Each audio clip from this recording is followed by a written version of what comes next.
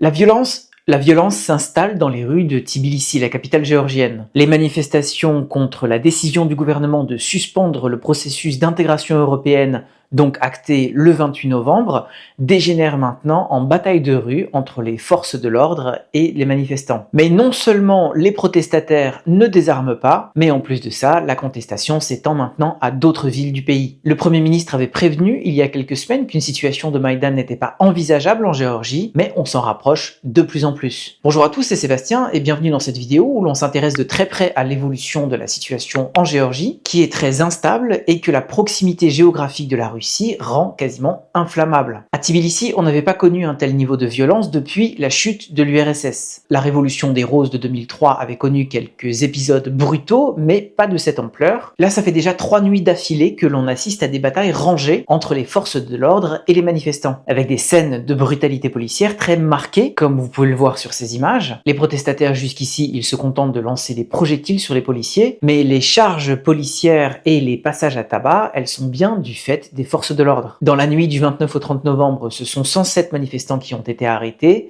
plus d'une dizaine sérieusement blessés. À l'heure où j'enregistre cette vidéo, on ne connaît pas encore le bilan de la nuit entre le 30 novembre et le 1er décembre. Il est important de noter que c'est le gouvernement qui a en premier employé la force, en démantelant des premiers campements dans le centre de Tbilissi il y a une semaine. Au cours des derniers mois, les manifestants s'étaient démarqués par des rassemblements très pacifiques, mais ces derniers jours, l'exécutif a décidé de passer la vitesse supérieure. Je l'ai dit, le Premier ministre avait prévenu qu'une situation de Maïdan n'était pas envisageable en Géorgie, et il voulait aussi tenir ses promesses de campagne, notamment interdire la majorité des partis d'opposition et museler la société civile. Et donc l'usage de la violence paraissait assez inévitable, et maintenant que ce Rubicon a été franchi, il y a donc déjà une semaine, eh bien les manifestants, on le voit, se radicalisent eux aussi, et reviennent à la charge de soirée en soirée, en bloquant notamment l'avenue Roustaveli, l'artère principale de Tbilissi qui passe devant le Parlement. Cette nuit encore, ils sont environ 10 000 personnes dans le centre de la capitale, et ils ont aussi érigé des barricades, comme vous pouvez le voir sur ces images, pour prévenir l'intervention des forces de l'ordre. Et en plus, la contestation s'est étendue à plusieurs autres villes du pays, Batumi, Zugdidi, Kutaïsi, Tel Aviv. L'ampleur de la mobilisation de cette nuit est aussi aidée par le fait que l'on ait un week-end. En tout cas, là, je ne peux pas m'empêcher de faire un petit rappel historique, puisqu'il y a exactement 11 ans, le gouvernement ukrainien de Viktor Yanukovych avait fait la même erreur d'employer la force. C'était la nuit du 29 au 30 novembre 2013, quand des policiers avaient tabassé des étudiants sur la place de l'Indépendance à Kiev, donc sur Maïdan Nezalezhnosti. Et alors que les protestations qui étaient aussi liées à l'arrêt du processus d'intégration européenne étaient en train de s'affaiblir, eh bien cet acte de violence les a redynamisés.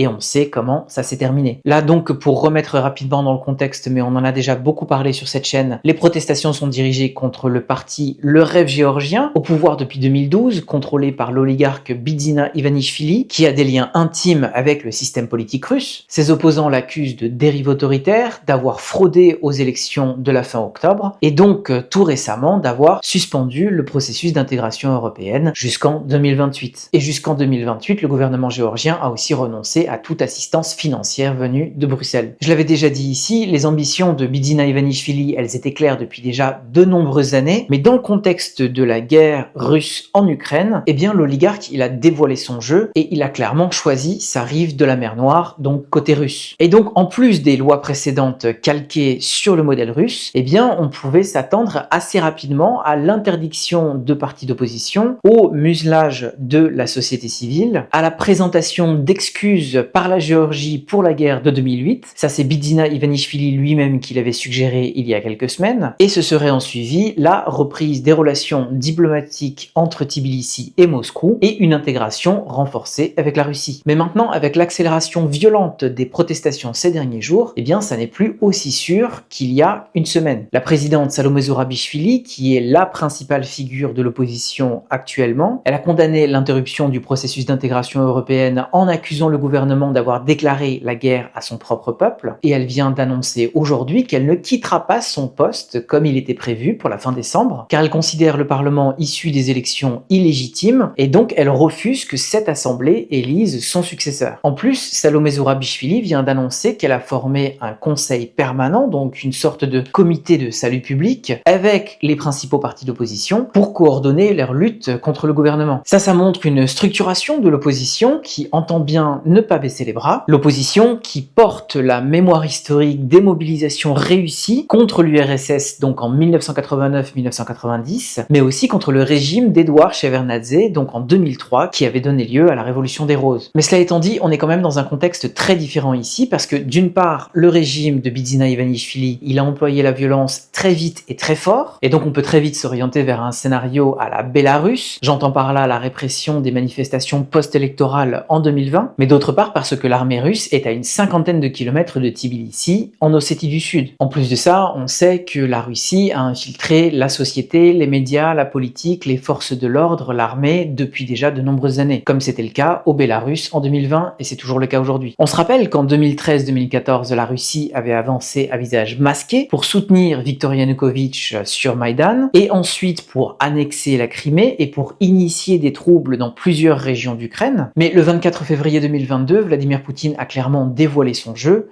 et aujourd'hui, dans le contexte de la guerre en Ukraine, on imagine mal la Russie rester les bras ballants sans rien faire. Ce qui fait que si les manifestants remportent leur pari dans la rue contre le régime de Bidzina Ivanishvili, ils devront sans aucun doute faire face à une intervention russe, quelle qu'elle soit, à moins qu'ils trouvent dès le début langue commune avec le Kremlin et qu'ils lui donnent des gages, quoi qu'il puisse être. Mais bon, on n'en est pas encore là. Pour l'instant, il s'agit vraiment d'observer cette situation ultra tendue en Géorgie, et évidemment, on suivra ça très attentivement sur cette chaîne. Pour l'heure, merci beaucoup d'avoir regardé cette vidéo jusqu'au bout. Je file et je vous retrouve demain.